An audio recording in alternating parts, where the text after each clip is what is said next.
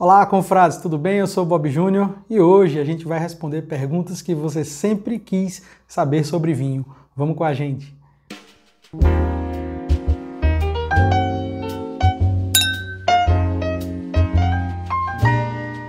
Nobres, confrades e confreiras, tudo bem com vocês?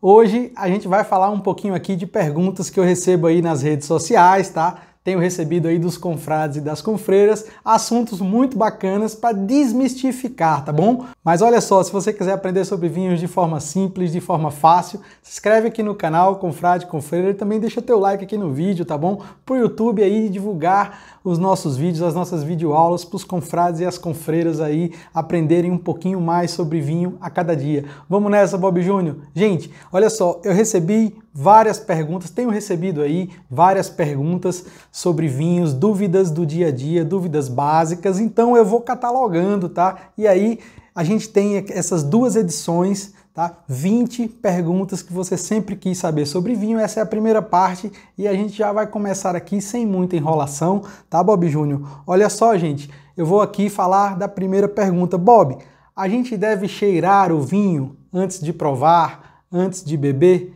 Claro, gente, com certeza, tá? Olha só, quando a gente vai aqui girar um pouquinho a nossa taça, vai dar aquela, vamos dizer, vai dar uma explosão de aromas, né? Então a gente vai colocar o nariz perto aqui da taça. A gente não precisa puxar o ar com muita força, tá? Ó, não é necessário isso. A gente só basta respirar normalmente. Você respira normalmente. E aí o que é que a gente pode identificar quando a gente coloca o nariz na taça, quando a gente cheira a nossa taça de vinho, gente? Os aromas primários, secundários ou terciários. Primários, a fruta, olha só se tem aroma de fruta negra ou fruta vermelha, né? Porque a gente está aqui cheirando aqui um vinho tinto, tá? Se for um vinho branco, pode ser aí frutas cítricas, frutas brancas, fruta de caroço, tá? Mas olha só, se tem aromas de especiarias, se tem aromas minerais, se tem aromas aí herbáceos, tá, gente? Olha só. A gente também pode identificar a evolução do vinho, se o vinho é um vinho um pouco mais jovem, um pouco mais envelhecido, se a fruta está fresca, se a fruta está já compotada, mais doce. Olha que legal. Também tem outra coisa, tá? Se é um vinho de uma região de clima frio, uma região de clima quente, de clima frio ele vai estar com aromas mais refrescantes, de clima quente com aromas aí mais densos, mais amadurecidos. Muito bacana também, tá? Se o vinho também já está envelhecido, notas terciárias, notas de envelhecimento, cogumelo, folhas secas, frutos secos. Olha que bacana, gente. Então isso aí diz muito sobre o vinho que está na nossa taça. Então sim, a gente deve cheirar o vinho. É muito legal, um exercício muito bacana e a gente vai ficando cada dia um pouquinho mais expert, vai treinando o nosso nariz, tá? Pergunta número 2, gente. Os aromas, ó, a gente já estava falando dos aromas. Os aromas, flores, frutos, especiarias, erva, bosque, caça, couro, químicos e tantos outros, olha que legal, atribuídos ao vinho, existem mesmo ou eles são imaginados? Gente, ninguém colocou aqui, tá? Aqui é 100% uva, uva que fermentou, uva que foi colhida do pé, fermentou, virou vinho e está aqui engarrafado na taça. Não existe adição, ninguém colocou aqui uma fruta vermelha como cereja, ninguém colocou aqui um pouquinho de baunilha, de essência de baunilha. Não existe isso, tá?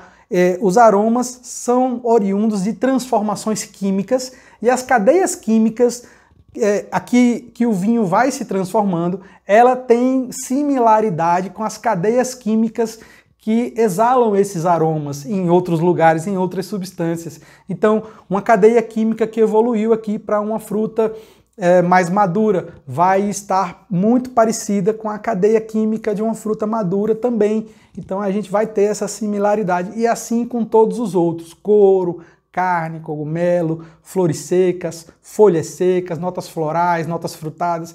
Então é isso, tá, gente? Não se colocou nada aqui dentro, nenhuma essência. Na verdade, são transformações químicas que o vinho vai sofrendo e vai adquirindo aqueles aromas, tá bom? Olha aí, você sabia disso? Então, terceira pergunta. Vinhos feitos a partir de uma só variedade de uva são melhores do que os que resultam de uma mistura de várias uvas, de várias castas? Gente, isso é muito particular, tá? A gente tem grandes vinhos monovarietais, que são vinhos apenas de uma variedade, uma varietal variedade, tá? E a gente também tem grandes vinhos aí de blends, blend, corte ou assemblagem, que são sinônimos, essas três palavras são sinônimos, também geram grandes vinhos, tá? Tem até um vídeo, completo, vou deixar o card aqui, falando sobre blend, corte ou assemblagem, tá? Mas não significa que vinhos apenas elaborados com uma uva sejam melhores que vinhos elaborados com duas ou mais uvas. É questão aí, tá, gente, de estilo, de gosto pessoal. A gente tem exemplos aí, Portugal, tá? Bordeaux também, na França, são regiões aí que são reconhecidamente famosas por vinhos de corte, por vinhos de várias uvas, pelo menos duas ou mais. Já vou falar aqui, ó, países do Novo Mundo, como Brasil, Argentina, Chile, a gente encontra bastante vinhos aí de uma única uva, tá? Vinhos monovarietais ou varietais, como queiram, tá? E isso não influencia na qualidade. O que influencia na qualidade é uma uva sã, é uma uva bem colhida, um cultivo aí excepcional da uva que vai gerar uvas de qualidade, tá? O clima, o solo, a região, um produtor de qualidade que tem aí o zelo pela sua produção. Isso sim gera vinhos de qualidade. Então, qual é a minha dica? Vá pelo produtor, um bom produtor, tá, gente? Pergunta número 4. Um vinho Porto Vintage, ele tem 20 anos? Não, gente, olha só. Vintage, a palavra vintage, ela é relativa a uma safra que foi excepcional. Então, um vinho do Porto Vintage 2008, por exemplo, quer dizer que a safra 2008 foi uma grande safra e os produtores declararam que aquela safra é uma safra vintage. Quando você não tem a safra escrita no rótulo, ela é non-vintage. Então é um vinho uma safra que não é vintage.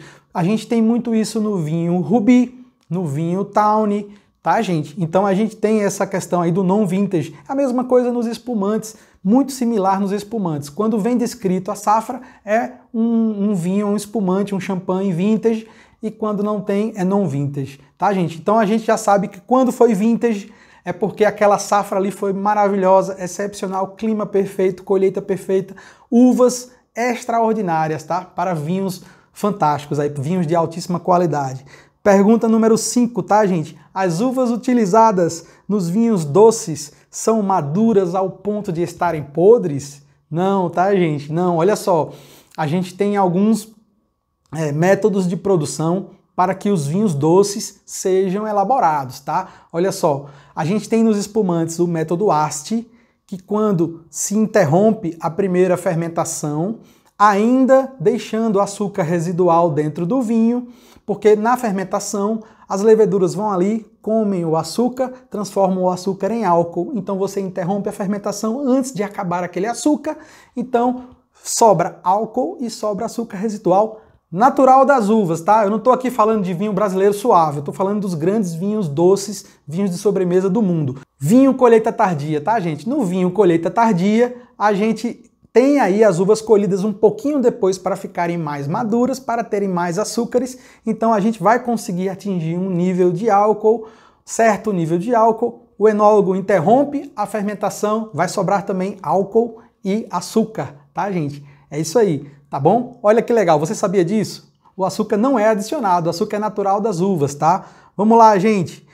Pergunta número 6. É verdade que os vinhos após abertos precisam respirar? Sim, sua grande maioria, principalmente sim falando dos vinhos tintos, tá, gente? Porque eles precisam respirar, eles precisam oxigenar. Às vezes a gente gira a taça assim para oxigenar, mas por quê, gente? Porque o vinho tem tanino, tanino é adstringente. Quando o tanino ele se oxigena, ele entra em contato com a atmosfera e entra em contato com o oxigênio, ele recebe ali uma oxidação muito rápida, tá?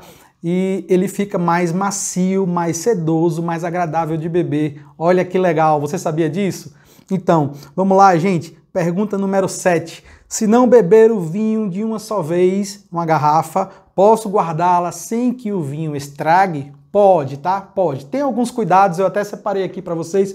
Vou pegar. A gente pode utilizar para tomar no dia seguinte, por exemplo, ó, um espumante, a gente coloca essa tampinha aqui, que ela é uma tampinha que ela veda, ela não deixa que o gás do espumante escape, tá? E também a gente pode usar aqui, ó, uma tampa Pultex, tá? Pultex, ela filtra os agentes que causam oxidação no vinho, ela não tem pressão, tá, gente? Não tem aquele bombeamento. E tem essa aqui que é o VacuVan, que eu gosto muito, que ela tira o oxigênio deixando o vácuo dentro da garrafa, então não vai ter uma grande ação aí do oxigênio fazendo com que um vinho estrague. Ah, mas isso aí vai durar muitos dias na geladeira? Não, gente. Geralmente os vinhos tintos são para tomar no máximo até o dia seguinte, no máximo até 2 dias, tá?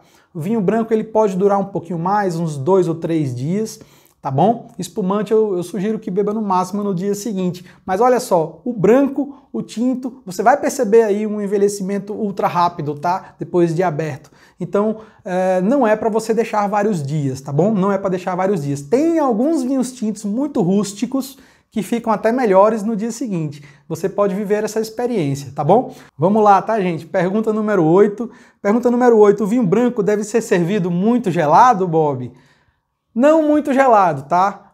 O vinho gelado demais vai fazer com que você não perceba seus sabores. Toda bebida gelada demais, uma cerveja estupidamente gelada, a gente não sente sabor de nada. Ela vai ser refrescante, mas ela não vai ter gosto, não vai ter sabor. A mesma coisa é com o vinho, tá, gente? Se o vinho estiver gelado demais, a gente não vai perceber seus sabores, o vinho não vai estar tão interessante, tão agradável. Ele vai passar ali, ó, vai passar ali isento, ele vai passar direto, sem que você perceba a beleza, as características atrativas que fizeram daquele vinho se tornar um grande vinho. Então um vinho branco ali entre 7, 8 graus até 10, 11 graus para os mais encorpados. Os vinhos mais leves você pode gelar um pouquinho mais, mas é isso, tá, gente? Não deve se tomar gelado demais, se deve tomar dentro da temperatura recomendada, tá bom, gente? Vamos lá, pergunta número 9, vamos lá, gente. O que é um vinho adstringente? É uma excelente pergunta, tá?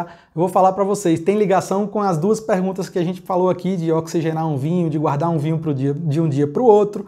Vinho adstringente é um vinho que possui uma quantidade destacada aí de taninos, tá? Quando a gente coloca o vinho na boca, a gente percebe travando ali, a língua cola no céu da boca, né? Fica aquele travo. Então isso é um vinho adstringente. Como melhorar? Utilizando um decanter, deixando o vinho respirar um pouquinho na tua taça. Ou então, se a gente já conhece aquele vinho, deixa ele envelhecer um pouquinho mais na garrafa, vai abrir uns meses depois ou um ano depois, tá? Se você tem alguns outros vinhos em casa que possa abrir antes dele, tá, gente? Mas não tem problema se eu abrir. Eu posso deixar respirar, deixar aerar num decanter por um tempinho e ele vai ficar muito melhor, muito mais agradável de tomar. Tá bom, gente? É isso aí. E a pergunta número 10, gente. Com o passar dos anos, os vinhos ficam melhores? Depende, tá? Depende muito da característica do vinho. Tem vinho que é produzido para que a gente tome ele novo, jovem. Vou dar alguns exemplos aqui.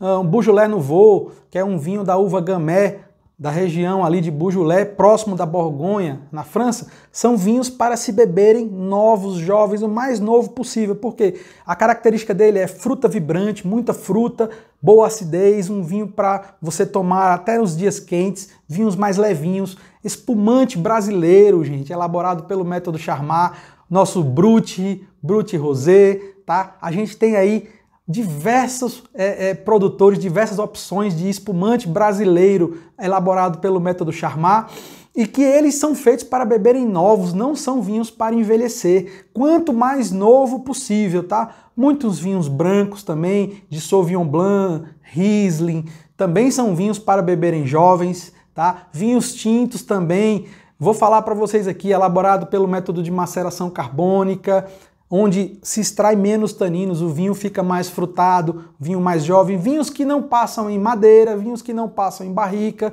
são vinhos para tomar novos, tá? Eu vou falar para vocês, 95% dos vinhos ou até mais são feitos para serem bebidos assim que saem para o mercado, tá? Apenas hoje 5%, 4% aí dos vinhos são vinhos de guarda. Alguns vinhos com certeza melhoram quando a gente guarda, com o tempo o tanino fica mais equilibrado, a acidez fica mais equilibrada, mas praticamente hoje em dia quase todos os vinhos são feitos para serem consumidos novos, jovens. Tá bom, gente? Então, confrade, confreira, se você gostou desse vídeo, dessa videoaula aí, 20 perguntas que você sempre quis saber sobre vinho, essa é a primeira parte. A gente vai voltar com as próximas 10 perguntas, essa é a parte 1, mas eu espero que vocês tenham gostado desse vídeo. Se gostou do vídeo, confrade, confreira, se inscreve no canal, compartilha com os amigos. O canal tá um verdadeiro curso de vinhos completo e gratuito, tá bom? Então vamos maratonar as playlists aí, tá muito legal. Eu vou deixar um grande abraço e um salve aos confrades e confreiras lá do Instagram. Valeu? Até a próxima, meus amigos.